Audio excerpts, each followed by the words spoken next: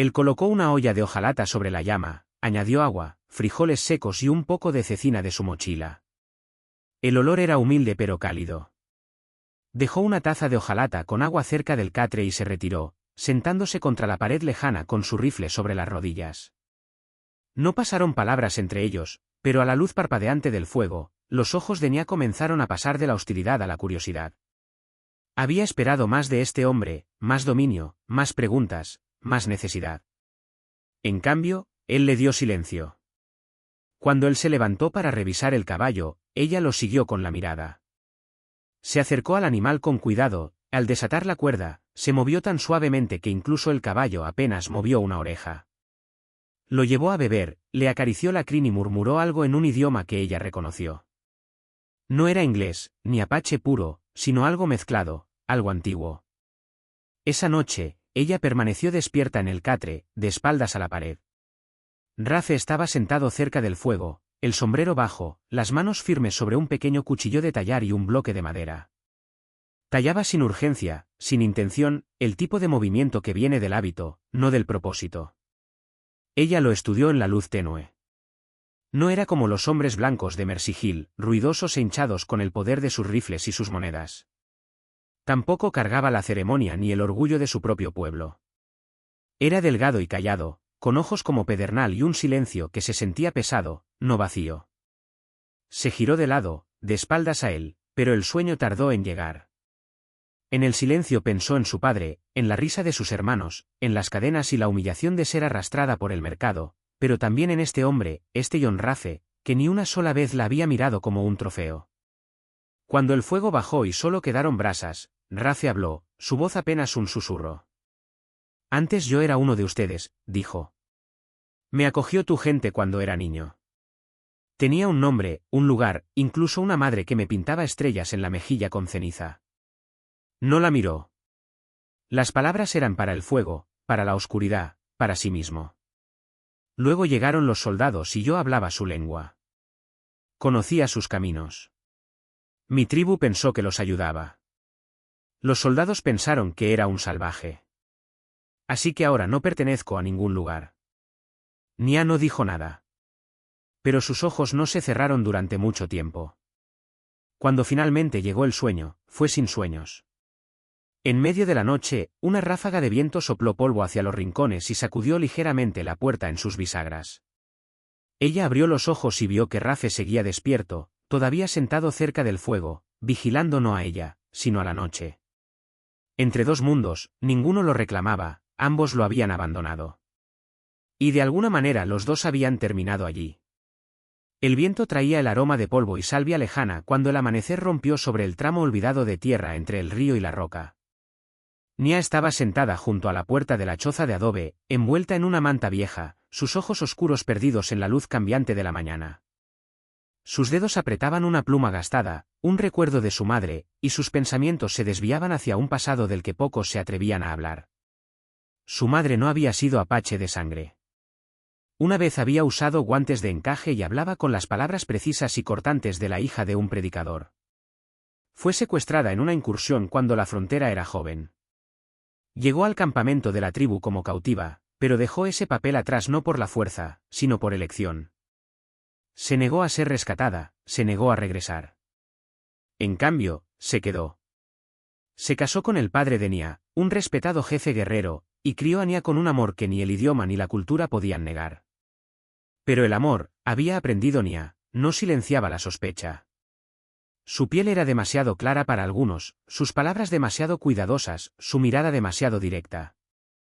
No era completamente de la gente ni completamente aparte, siempre un poco al margen. Cuando su padre murió de fiebre, comenzaron los susurros de que su sangre era demasiado débil para llevar su nombre, que no era lo suficientemente apache para liderar, ni lo suficientemente blanca para marcharse. Y cuando se avecinaba un tratado con una banda rival, eligieron su cuerpo para pagar el precio. Es viejo, habían dicho los ancianos, pero tiene muchos caballos, muchos rifles. La unión compraría la paz. Nia había mirado los rostros de hombres que la habían visto crecer y sintió un frío más profundo que los ríos de la montaña. La venderían como venderían un ternero o un rifle. No porque no tuviera valor, sino porque su valor no le pertenecía. No me casaré con un hombre que yo no elija, había dicho. Y así llegaron las cadenas, la marcha por el campamento, la vergüenza y finalmente el bloque de subasta en Mercy Hill. Ahora el viento traía el sonido de cascos. No un jinete, sino varios. Rafe ya estaba de pie antes de que el polvo se asentara. Salió afuera, calmado pero alerta, la mano descansando sobre el revólver en su cadera. 5 hombres se acercaron cabalgando, 3 con pintura de guerra, 2 con gamuza sencilla. Su líder desmontó primero. Un hombre alto con cicatrices que Nia reconoció como Tolen, su primo de sangre, pero nunca de vínculo. Ella se viene con nosotros, dijo Tolen sin preámbulos. Rafe no se inmutó. Esa es su decisión, Tolen. Nia salió, con la manta todavía alrededor de los hombros. Salí de ese campamento con mis propias piernas. Puedes arrastrarme de vuelta, pero no cambiará mi respuesta. Traes vergüenza a nuestra familia, escupió Tolen. ¿Crees que rechazar a un jefe te hace fuerte? Has roto el nombre de tu madre y la memoria de tu padre. Mi madre eligió su camino. Yo elijo el mío. La mano de Tolen se deslizó hacia el cuchillo en su cinturón. Los dedos de Rafe se tensaron ligeramente. Está bajo mi techo, dijo Rafe. Pero no lucharé contra su familia a menos que tenga que hacerlo. Déjenla elegir. Las palabras cayeron en un silencio tenso.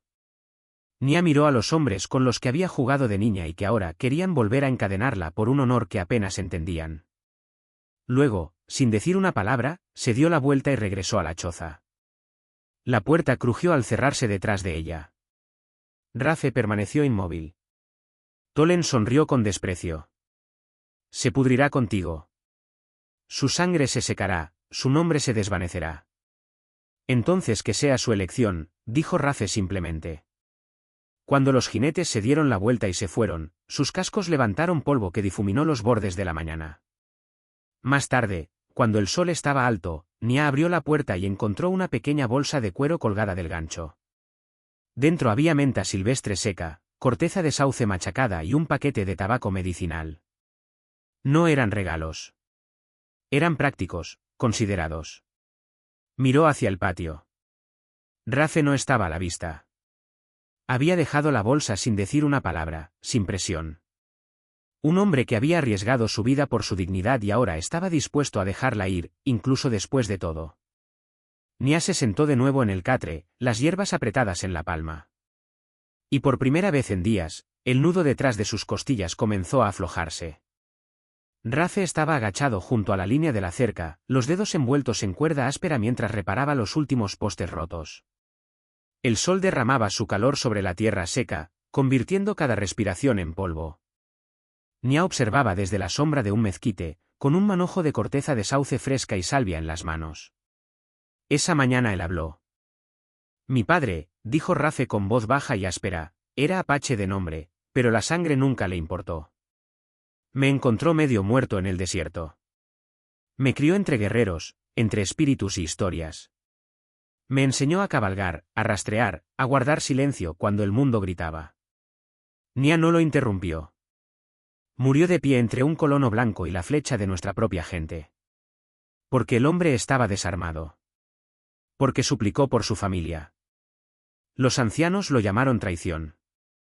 Dijeron que ningún apache debía morir por un ladrón. Rafe ató la cuerda y se levantó. Pero mi padre dijo esto, el honor no te lo dan los demás. Se talla desde tu propia columna. Nia asintió lentamente, algo cambiando detrás de sus ojos. Esa tarde, ella lo ayudó a cepillar al caballo. Sus manos se movían con tranquila confianza, murmurando al animal en una mezcla de apache y aliento suave. Rafe la observaba en silencio, pasándole el cepillo cuando lo pedía, apartándose cuando ella tomaba la iniciativa. No tocaba sus cadenas, pero tampoco la trataba como invitada. Trabajaban uno al lado del otro como dos sobrevivientes de una guerra olvidada. Para el cuarto día, los grilletes se habían oxidado y abierto solos. Pasaron horas reparando el techo de la choza, apilando leña, hirviendo hierbas. Ella le enseñó un nuevo método para vendar cortes usando hilos de nopal. Él le mostró cómo colocar una trampa para conejos sin dejar huellas. Las líneas entre ellos comenzaron a desgastarse en silencio, como una cuerda vieja gastada por el viento y el tiempo. Entonces llegó la serpiente. Era el atardecer cuando atacó, silenciosa como una sombra enroscada bajo la pila de troncos. Rafe levantó un leño. Un destello de colmillos, un silbido como aliento roto y luego el dolor. Tropezó hacia atrás, sujetándose el antebrazo donde dos punturas sangrantes ya comenzaban a hincharse. Siéntate, ordenó Nia, ya a su lado. Sus dedos abrieron rápidamente una bolsa en su cinturón, raíz en polvo, un trozo de cuarzo, una hoja de fresno. Ató una correa de cuero alrededor de su bíceps y presionó una piedra caliente sobre la herida. «Me vas a quemar. Vas a vivir». Él apretó los dientes y no dijo nada. Con la mezcla aplicada, ella se inclinó y presionó dos dedos contra el hueco debajo de su clavícula. «Tu corazón va rápido», murmuró. Su mano se quedó allí un segundo de más. Rafe sostuvo su mirada. Ninguno habló. El atardecer a su alrededor se espesó en silencio. En ese espacio, un aliento se estiró y se sostuvo. Luego ella se apartó, limpiándose las manos en la falda. «Deberías descansar», dijo, con la voz firme de nuevo. «Debería agradecerte», respondió él. Pero ella ya se había dado la vuelta, retirándose a la choza. Esa noche, Rafe permaneció despierto escuchando el viento acariciar el techo y el murmullo bajo de la voz de Nia, que cantaba una vieja canción de cuna. No era una canción de duelo. Era una canción de espera, de algo no roto, solo enterrado. La primera señal de problemas fue el silencio, demasiado repentino, demasiado absoluto. Los pájaros que habían estado cantando toda la mañana desaparecieron en la quietud. Rafe levantó la vista de la leña que estaba partiendo y lo sintió en la columna, el crujido del peligro en el viento. Desde la cresta se acercaban tres jinetes a toda velocidad, el polvo enroscándose detrás de ellos como la cola de un depredador. No llevaban uniformes, pero sus rifles y miradas afiladas decían la verdad. Mercenarios, pistolas a sueldo, enviados por alguien con dinero y sin conciencia. Nia los vio desde la ventana de la choza y se congeló. Sus instintos gritaban por el arco, por cubrirse, pero sus piernas la llevaron afuera, hacia él. «No son soldados», murmuró Rafe, cargando su revólver. «Eso los hace peores». El líder desmontó primero. Su barba era irregular, su abrigo manchado de whisky y sangre. «¿Eres Rafe?», preguntó con un tono demasiado casual para la amenaza en sus ojos. «Lo soy». «Estás reteniendo algo que pertenece a ambos lados. Los apaches dicen que es una traidora. La gente del pueblo dice que es tú», hizo una pausa vulgar. «De cualquier forma, ahora hay un precio sobre tu cabeza». «Entonces tendrás que ganártelo», dijo Rafe, amartillando el arma. El primer disparo vino del lado, demasiado rápido. Rafe giró y disparó, alcanzando a uno de los mercenarios en la pierna. Pero el tercer hombre respondió. El hombro de Rafe estalló en rojo cuando la bala lo atravesó. Cayó sobre una rodilla, apretando los dientes. Entonces llegó un silbido desde los árboles. Una flecha cantó en el aire y se clavó en el pecho del mercenario.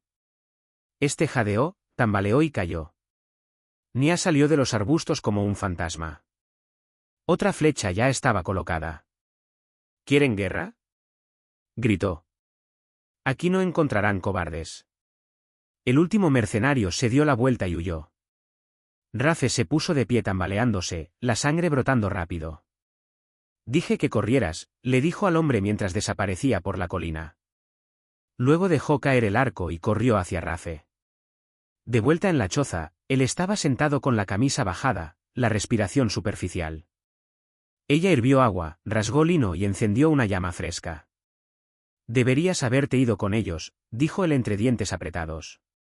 «¿Y dejarte desangrándote con hombres como esos en tu puerta? No me debes nada». Ella lo miró a los ojos. «Pasamos la deuda cuando elegí quedarme».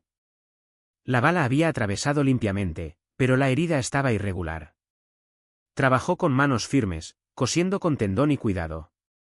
Su ceño estaba fruncido, su respiración acompasada con la de él. Cuando terminó, le limpió el sudor de la frente y se sentó a su lado. Sus dedos se encontraron, no en combate, no en desesperación, solo en la lenta y vacilante presión de dos vidas que ya no estaban en guerra. «Tengo algo para ti», susurró él, alcanzando la alforja. De ella sacó un paquete envuelto en piel de venado vieja. Dentro había un pañuelo descolorido cosido con hilo de lavanda, gastado pero entero. Nia jadeó. «Era de tu madre», dijo él. «Se lo dio a mi padre una vez después de que la trajera de vuelta de una incursión en el cañón. Me dijo que lo guardara a salvo». Ella lo presionó contra sus labios, un temblor recorriéndola. «Pensé que se había quemado con ella. Siempre estuvo conmigo». Esa noche el fuego en la choza ardió más brillante de lo habitual. No por miedo ni dolor, sino porque algo frágil y verdadero había sobrevivido entre ellos. Algo más duradero que una leyenda, algo que ni la tribu ni el pueblo podían borrar. Se mudaron de nuevo antes de que el sol pudiera elevarse sobre la cresta, adentrándose en un cañón conocido por ningún mapa ni hombre. El aire se volvió más afilado, más frío, y la tierra más silenciosa, como si también contuviera la respiración. Rafe iba delante, su hombro todavía rígido por la herida, pero sus ojos firmes. Nia lo seguía sin preguntar. Hacía mucho que había dejado de cuestionar. En este nuevo lugar, los árboles se inclinaban cerca y el viento parecía susurrar. Construyeron un refugio rudimentario con ramas de pino y piel curtida, protegido contra una pared de roca marcada por el tiempo. La vida se asentó en un ritmo. Rafe pescaba. Nia cazaba. Hablaban poco, pero el silencio ya no significaba distancia. Por las noches él preparaba té de salvia silvestre mientras ella cantaba fragmentos de canciones en un idioma más antiguo que la tierra misma. Rafe nunca preguntaba qué significaban las palabras. Solo escuchaba, como si al escuchar pudiera darle su propio significado. Entonces llegó el mensajero. Llegó justo después del mediodía, solo, con el manto cubierto de escarcha. Su rostro era joven, pero sus ojos cargaban el peso de la tribu y el deber. Desmontó sin decir una palabra, ofreció un simple asentimiento y habló en apache. «Debes regresar. El consejo se reúne bajo la luna roja. Si no te presentas ante ellos, serás nombrada perdida, olvidada. Nadie podrá pronunciar tu nombre nunca más. No serás llorada». Nia permaneció inmóvil como una piedra. El joven añadió en voz baja. «Tienes hasta la próxima vuelta completa de las estrellas». Ella no dijo nada, ni siquiera cuando él se alejó cabalgando. Esa noche, Rafe la encontró afuera del refugio, sentada con las piernas cruzadas al borde de un arroyo congelado, mirando su reflejo. Se arrodilló a su lado, pero no habló. Finalmente ella preguntó. «¿Alguna vez te han borrado?» Él tomó un momento y luego dijo. «Una vez por hombres de uniforme, otra por la gente que me crió. La primera vez me dolió el cuerpo. La segunda vez todo lo demás». Ella lo miró entonces y algo detrás de su mirada se abrió. A la mañana siguiente despertó y encontró su alforja empacada, carne seca, pedernal, un frasco de agua. El costurero de su madre metido debajo de una manta. Su caballo estaba cepillado y listo. Rafe estaba de pie junto a él, cepillando su crin con movimientos lentos y cuidadosos. Ella salió. Él no se giró. «Deberías irte», dijo suavemente. «Todavía hay tiempo de recuperar tu lugar». «¿Y si lo hago?», preguntó ella, «¿qué perderé?». Él exhaló lentamente. «¿A mí?». Ella se estremeció ante la honestidad. «¿Por qué me ayudas a elegir en contra tuya?». Él la miró entonces, no como un hombre suplicando, sino como alguien que ya se había despedido. «Porque si te quedas por mí y pierdes tu nombre, te habré amado mal». Las lágrimas picaron en sus ojos, pero ella las parpadeó. «No sé qué nombre quiero», dijo. «¿El tuyo o el mío?». Él sonrió, una sonrisa triste y curtida que nunca llegó del todo a sus ojos. «El tuyo es el que vale la pena conservar». Esa tarde ella no comió. Se quedó afuera del refugio durante horas, viendo caer la nieve. El viento la envolvía como la voz de sus ancestros, recordándole quién había sido y quién aún podía ser. Rafe la observaba desde dentro, el fuego crepitando bajo. No la llamó. Nunca le pediría eso. Cuando amaneció, ella ya no estaba. Él encontró el collar debajo de su almohada, el colgante de diente de lobo de su madre. Era lo único que ella nunca se quitaba. Sin nota, sin despedida, solo eso. Se sentó en el borde de la cama, girándolo en su mano. El cordón de cuero todavía estaba tibio. Lo presionó contra su pecho y cerró los ojos. «Esperaré», susurró al frío. Y esperó. El fuego ya ardía en el centro del campamento apache cuando Nia regresó. La luz de la mañana se rompía sobre las montañas, proyectando sombras largas sobre el círculo de ancianos. Los niños detuvieron sus juegos. Los guerreros pausaron el afilado de sus cuchillos.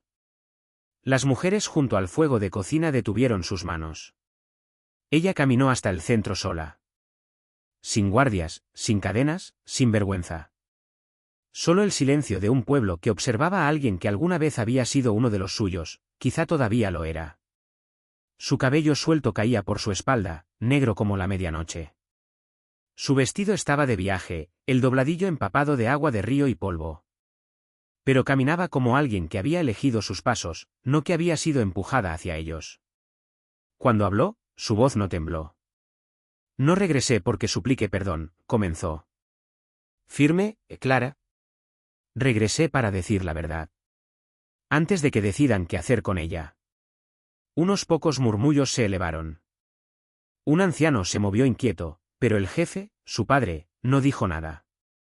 Nia se giró lentamente, dirigiéndose a todos, no solo al círculo, sino a la gente en los bordes. «Me dijeron que me casara por la paz, que me entregara para que otros pudieran vivir. Pero ustedes no piden paz. Piden obediencia disfrazada de sacrificio».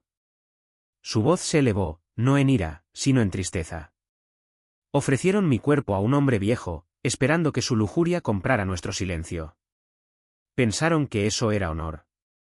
Pero el honor no es entregar a una hija. El honor no es el silencio cuando se comete un error. El honor es defender lo que debe ser protegido». Uno de los consejeros se levantó. «Deshonras tu nombre. Traerás la guerra de nuevo». «Solo me traigo a mí misma», dijo ella, cortándolo. «Pero no regresaré a un pueblo que avergüenza a los valientes y llama sabios a los temerosos. Me fui porque me echaron, no porque quisiera irme». Se volvió hacia su padre al final. «No les pido que entiendan al hombre que me salvó. Solo les pido que lo vean por lo que es. Alguien que podría haberme dejado en las cadenas, en el castigo, en la humillación, y eligió no hacerlo. Podría haberme usado como temían. No lo hizo. Me dio libertad y no esperó nada». Un largo silencio cayó. Entonces el jefe Taza dio un paso adelante. Su rostro era un acantilado de piedra. No mostraba expresión, pero sus ojos tenían algo más suave que antes. Metió la mano en la bolsa que llevaba al costado y sacó un paquete de suave piel de venado, envejecido, envuelto en tela descolorida. El aire captó el leve aroma de hierbas silvestres. Todos lo reconocieron. Era el bolso de medicinas de su madre. Lo colocó en sus manos lentamente, con cuidado, como si pudiera romperse. Nia lo miró fijamente, el aliento atrapado en su garganta. Luego asintió. No lloró. No hasta que se dio la vuelta. No hasta que llegó al borde del campamento de nuevo y nadie la detuvo. Nadie la llamó de vuelta, pero tampoco nadie maldijo su nombre. Cruzó el paso de montaña al mediodía. El viento era más frío allí, más cortante. El mundo estaba callado. Solo sus botas crujían sobre escarcha y grava. Y entonces, en la cresta final, vio el humo. Una delgada y solitaria columna elevándose de un fuego justo debajo de la pared del cañón. Sus pasos se ralentizaron. Él no se había ido. Rafe estaba sentado donde la montaña se estrechaba. El caballo gris pastaba cerca, la silla todavía puesta como si pudiera cabalgar en cualquier momento. El hombre mismo parecía más pequeño de lo que ella recordaba, envuelto en un abrigo oscuro, mirando las llamas. Esperando o quizá lamentando. Ella se detuvo a unos metros detrás de él. Sin palabras, solo el sonido del viento deslizándose entre ellos. Él sintió su presencia antes de girarse. Sus hombros se tensaron, luego se relajaron lentamente. Cuando se volvió, su rostro no mostró sorpresa, solo un alivio lento y doloroso, como si hubiera estado conteniendo la respiración durante días. No pensé que volverías, dijo en voz baja. Ella se acercó más. Casi no lo hago, admitió. Sus ojos se encontraron. Tanto se había dicho en silencio. Ahora solo quedaba la verdad. Ella metió la mano en su bolsillo, sacó el collar de dientes de lobo de su madre y lo presionó en la palma de él. Ahora pertenece aquí, susurró. Él miró el regalo, luego a ella. Nia negó con la cabeza. Las palabras ya no eran necesarias. Dio un paso adelante y colocó su mano suavemente sobre el hombro de él, y la dejó allí. Y cuando la mano de él se levantó para cubrirla de ella, el viento se calmó. El mundo los observó sin sonido. Dos que habían perdido hogares, nombres, lealtades, y se habían encontrado en el lugar donde ningún mapa marcaba la frontera. No de naciones, sino del corazón. No lo llamaban nada en el mapa, solo una curva en la tierra entre Red Rock y Riverbend, donde el suelo era seco y el viento cargaba más silencio que canto de pájaros. Pero para aquellos que lo encontraban, viajeros sin otro lugar a donde ir, era un lugar que se sentía como ser visto. Rafe y Nia lo habían construido despacio, con cuidado, una pared a la vez, una tienda, un poste de cerca, un círculo de fuego. El terreno era irregular, las noches frías y los lobos cantaban demasiado cerca a veces. Pero el lugar creció. No era una aldea. No realmente. Era más bien una promesa. Una muchacha con ojos medio apaches y el ceño de una predicadora blanca llegó una primavera, moretones escondidos bajo las mangas. Un muchacho que había perdido una pierna en un derrumbe minero llegó esa misma temporada. Luego dos hermanas que se negaron a casarse con el mismo ranchero. Luego una viuda. Luego un hombre libre. Luego un anciano con manos que temblaban por la guerra y sin lugar donde descansar. Cada uno era diferente. Todos iguales. Gente a la que el mundo no tenía lugar. No lo suficiente de esto o demasiado de aquello. Y en el valle donde el viento se encontraba con los pinos, crearon algo que nadie les había ofrecido antes, pertenencia. Rafe trabajaba en silencio como siempre. Enseñaba a los muchachos a tallar flechas y a las mujeres a sostener un rifle sin temblar. Arreglaba sillas de montar, comerciaba sal y pieles en los pueblos cercanos. Y cada tarde se sentaba en la misma roca fuera de la casa larga que habían construido, observando cómo cambiaba el color del cielo con la mano descansando sobre su cuchillo de cinturón. No por miedo, solo por costumbre. Nia era diferente. Enseñaba por las mañanas canciones en dos lenguas, como hervir raíces para calmar la fiebre, como leer el clima y el movimiento de los pájaros. Por las tardes se sentaba con las mujeres tejiendo o remendando mantas, escuchando más de lo que hablaba. Los niños la adoraban. La llamaban la mujer sol porque sus ojos siempre encontraban la luz. Sobre la puerta tallaron un letrero en cedro quemado con letras claras y firmes. Todos los que no pertenecen a ningún lugar, pertenecen aquí. Algunos rieron, algunos lloraron, algunos se quedaron. Esa tarde el viento era más frío de lo habitual. Rafe estaba sentado afilando su cuchillo, callado mientras las chispas del fuego cercano flotaban hacia las estrellas. Su mandíbula se movía en pensamiento. No era preocupación, solo el tipo de pensamiento quieto que hace un hombre cuando el mundo a su alrededor ha cambiado. Y por una vez, él no lo había perdido. Entonces Nia se acercó por detrás. Él sintió su presencia antes de verla. Ella no habló al principio, solo deslizó sus brazos alrededor de su cintura desde atrás y apoyó la mejilla suavemente entre sus omóplatos. Él se quedó quieto, luego exhaló lenta y firmemente. Antes pensaba que las cadenas eran lo único que me ataba a este mundo, susurró ella. Su voz era cálida, firme. Pero estaba equivocada. Él no se giró. No tenía que hacerlo. Ella presionó sus labios contra su espalda, justo sobre su corazón. Una vez me llevaron con cadenas, dijo. Pero ahora, hizo una pausa. Dejó que el silencio hablara por ella. Me quedo por elección. Él extendió la mano hacia atrás, su mano áspera encontró la de ella donde envolvía su pecho. Sus dedos se entrelazaron, callosos y curtidos, firmes como la tierra. El viento sopló suavemente entre los pinos.